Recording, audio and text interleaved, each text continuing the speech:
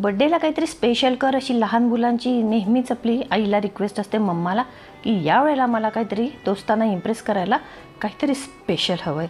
आता आपण स्पेशल असं काही बनवणार नाही आहे, पण जे काही गुलाबजाम असतात त्यालाच आपण एक स्पेशल असं रूप देणार आहे, म्हणजे नवीन ड्रेस घालणार आहे त्याला. तर आपण स्टार गुलाबजाम बनवणार आहोत.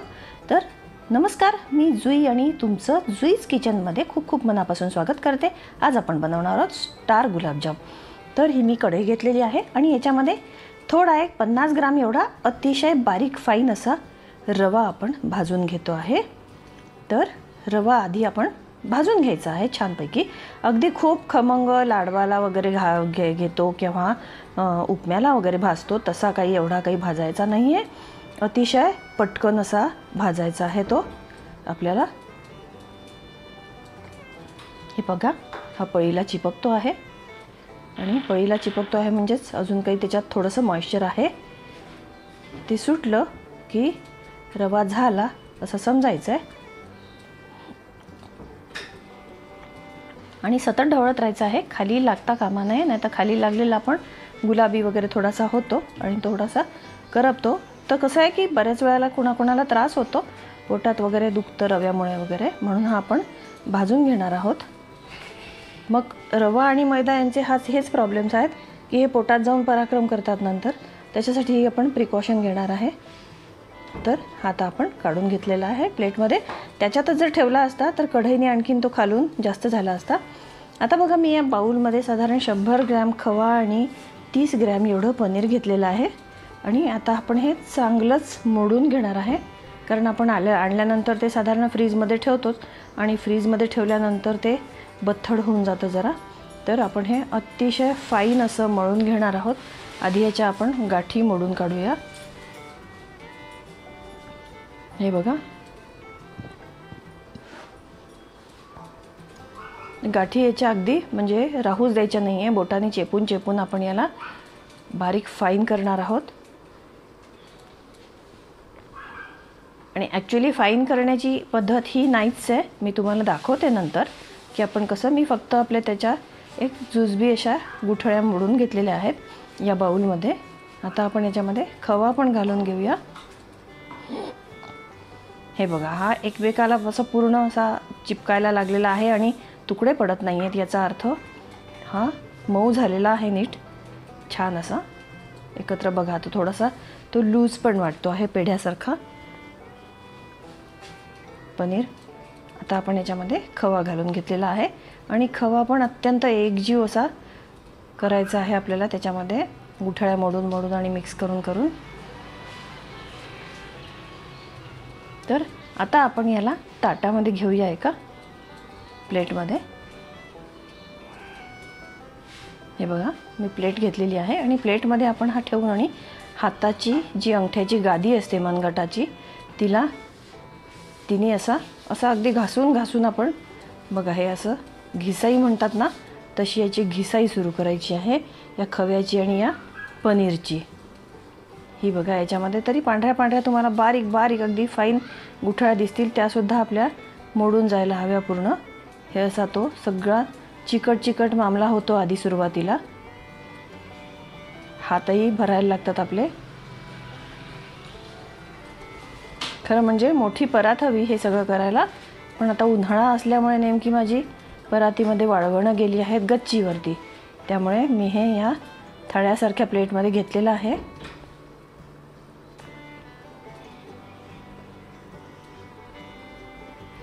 बघा, हे कसं चिकट चिकट झालं आहे. आता आपण याच्यात हा रवा घालून घेऊया. भाजलेला होता तो, थंड झालेला आहे चांगल्यापैकी.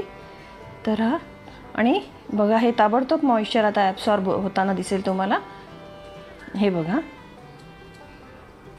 हे पूर्ण गोळा होताना दिसतंय आपल्याला, पण हे गोळा झालं तरी गोळा करून ठेवून द्यायचं नाही आहे.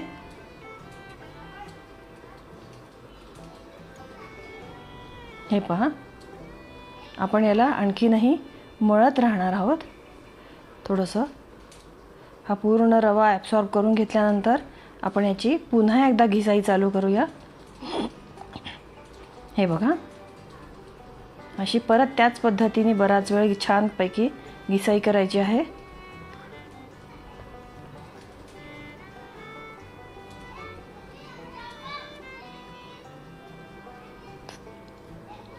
अगदी फाईन असं हे झालं पाहिजे.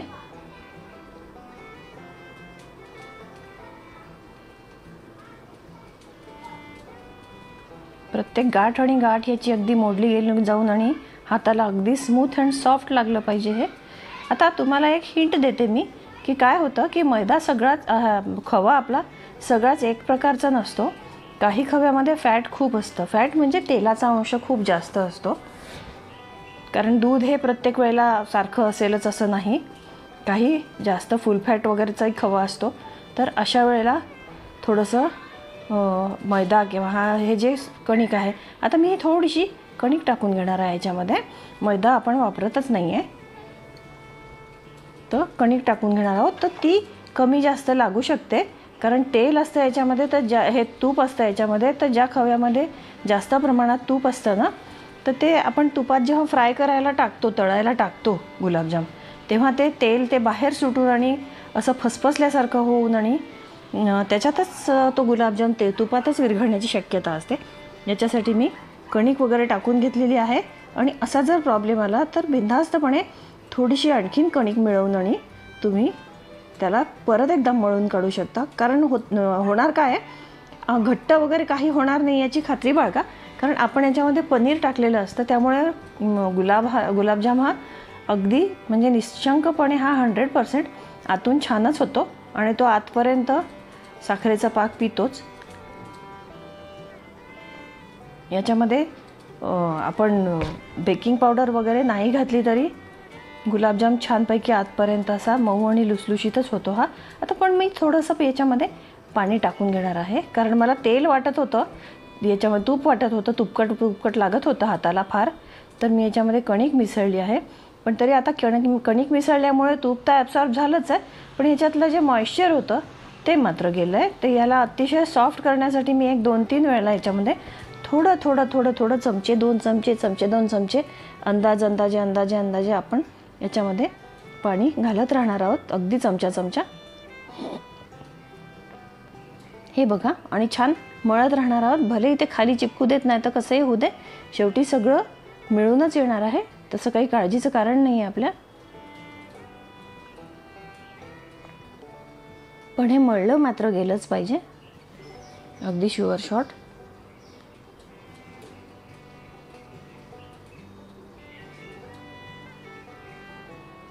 हे बघा ते मिळून आलेलं आहे चांगल्यापैकी. तरी पण आपण परत थोडंसं पाणी टाकूया. आणि मी पाणी का टाकते आहे, दूध का टाकत नाही आहे, काही कंजूसी वगैरे करते आहे का, तर असा काही प्रश्न नाही आहे. मुळातच याच्यामध्ये पनीर आहे आणि खवा आहे, त्यामुळे दूध टाकण्याची काही गरज नाही आहे. पाणीच टाकलं आहे थोडं चमचा तरी चालतं आहे. उगीचच आपलं दूध टाकत बसायचं असं काही नाही आहे. हे बघा मी अगदी मऊशार करून घेणार आहे याला. एक तर कणिक टाकल्यामुळे याला बाइंडिंग चांगलं मिळतं, पण तरी पण थोडंसं कधी याच्यातलं मॉइश्चर आणि तूप वगैरे ॲब्सॉर्ब व्हायला आपल्याला हे काहीतरी टाकावंच लागतं.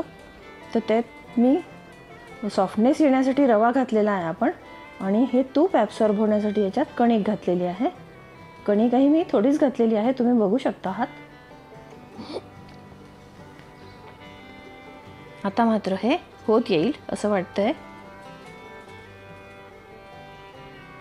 मला जरा अडचणच जाते आहे या छोट्या प्लेटमध्ये. तर आत्तापर्यंत मोठ्या प्लेटमध्ये सपासप मळता आलं असतं मला, पण नेमकं कैऱ्यांची वाळवणं वगैरे कीस हे सगळं वरती गच्चीवर टाकल्यामुळे फणसाच्या पोळ्या नाना प्रकार वरती सुटतात आहेत.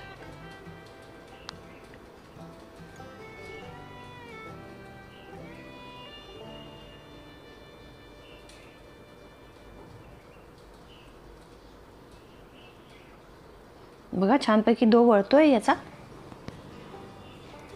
तरी मला अजून घट्ट वाटतं आहे ते.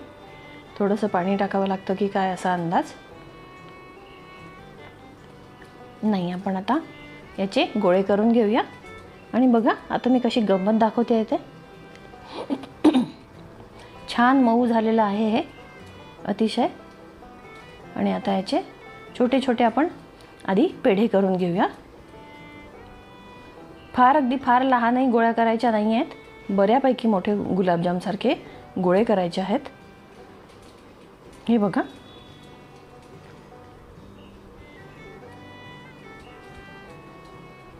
हे असे आधी साधारण सगळे गोळे करून घेते आहे मी हातावर घेऊन. आणि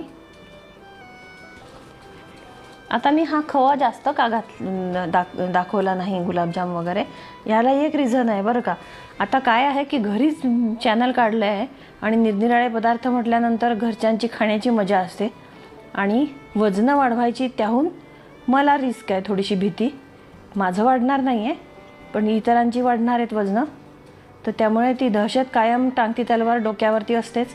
म्हणून मी हे थोडेसेच केलेले आहेत, कारण केले की खाऊन घेतले जातात आणि नंतर त्याचं टेन्शन आपल्याला. हे बघा, आता मी पहिला तने दाखवलेला आहे, पण दुसरा असा त्याला 5 चिमटे काढायचे गोळ्याला आणि वरतून प्रेस करत जायचं आणि मग खालून त्याचे पाय धरून ओढायचे. अशा प्रकारे याला स्टार फिशचा मस्तपैकी आकार द्यायचा आहे छानसा. हे बघा, अशा मस्त चिमटे काढायचे आहेत याला छानपैकी 5 आणि त्याचा पाय धरून धरून हातून मधून प्रेस करून ओढायचं आहे. अगदी सोपं आहे, फारसं काही अवघड नाही आहे त्याच्यामध्ये आणि याचा काही साचाबिसा असत नाही. आपण असंच करायचं आहे. त्याला 5 चिमटे काढायचे आहेत आणि नंतर मधनं प्रेस करून आणि त्याचे 5 पाय बाहेर ओढायचे आहेत आणि मग छानसा आकार द्यायचा आहे त्याला स्टारचा. खूप सुंदर दिसतं झालं की. आता बघा, आपण हे तळायला घेऊया. पण तत्पूर्वी तुम्हाला रिक्वेस्ट आहे, जर का रेसिपी आवडत असेल तर नक्की प्लीज सबस्क्राईब करा. आता आपण हे तळायला घेऊया.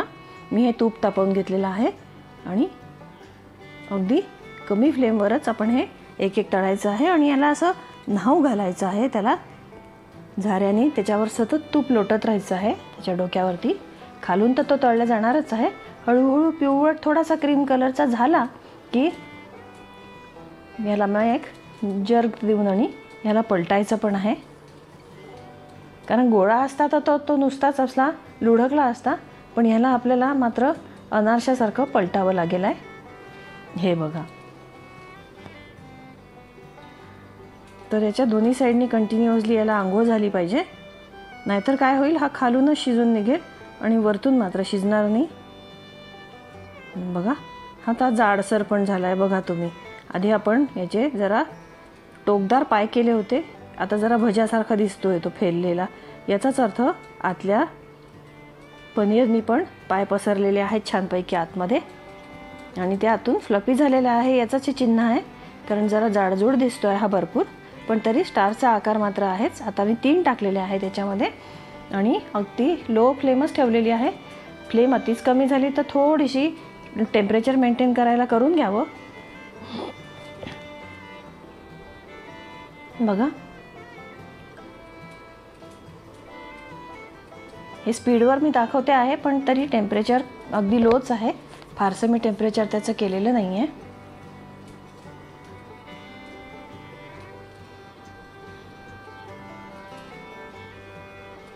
हे बघा, साधारण केशरी लालसर रंगावर मी काढून घेतलेले आहेत.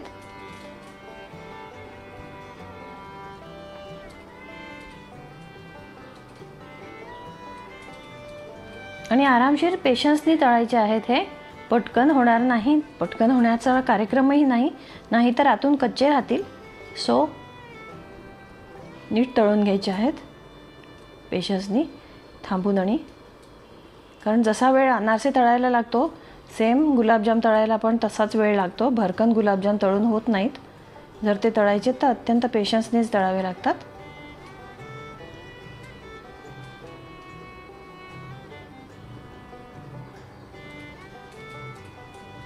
बघा, छान लालसर गुलाबी रंगावरती आणि मस्तपैकी तब्येतीने सुदृढ बालक झालेले आहेत ते गुलाबजामसुद्धा. मी याला आंघोळ मात्र घालतच राहायची आहे आणि गॅसजवळ न हलायचं नाही आहे, ही एक आणखीन विशेष सूचना.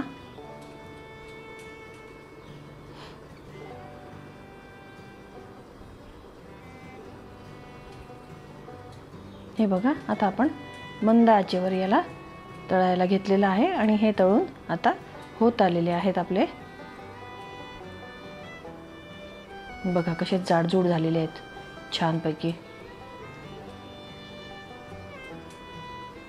खाऊन पिऊन धष्टपुष्ट झाल्यासारखा दिसतोय तो एक एक गुलाबजाम. तर आता आपण हे काढून घेऊया.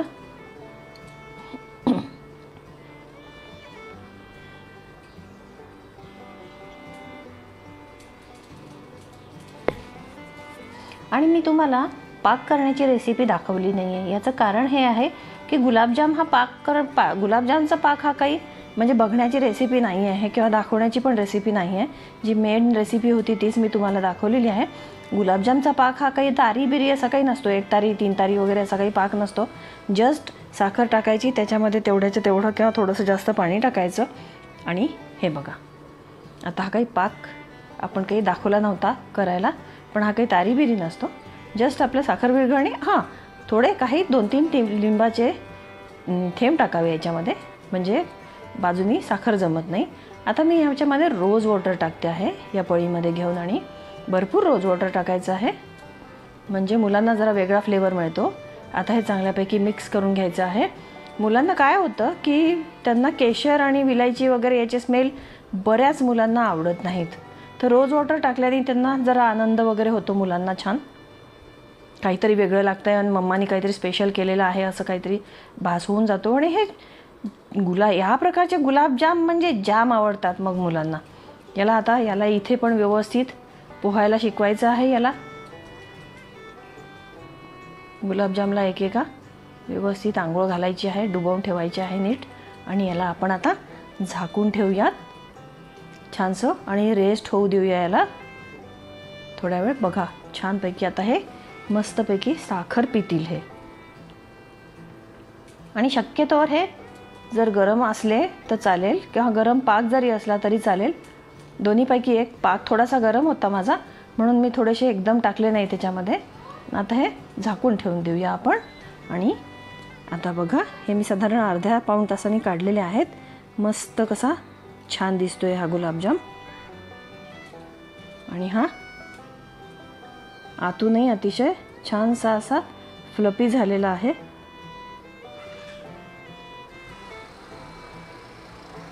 बघा सुंदर टेम्पटिंग दिसतोय ना.